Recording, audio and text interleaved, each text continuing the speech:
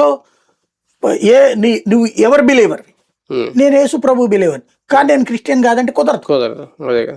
నువ్వు ఏది బిలీవ్ చేస్తావు అదే నీ మతం. ఇప్పుడు వీళ్ళు ఆ మతం అన్నటువంటిది నువ్వు తన ఇంట్లో దానికి రెవెన్యూ అధికారులకి సిఫార్సు కూడా అయిపోయింది కదా. ఏమని? ఆ ఇంట్లో హిందూ దేవుళ్ళు లేరు, హిందూ సాంప్రదాయం పాటించట్లేదు, దాని వాళ్ళు హిందువులు కాదు. యేసుక్రీస్తు ఉంది, మేరీ మాత ఉంది, వాళ్ళ బిలీవర్లం అని చెప్పారు. Believer means they are that converted. సర్టిఫికెట్లు అక్కర్లేదు ఇదని చెప్పేసింది కదా.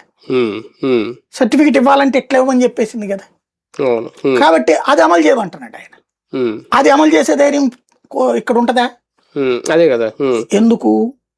80 నుంచి 90% మంది మతం మారిన అసలు వాళ్ళకి దళిత క్రైస్తవులకు రిజర్వేషన్ కల్పిస్తానని చెప్పి హామీ ఇచ్చింది చంద్రబాబు పార్టీ. అదే కదా.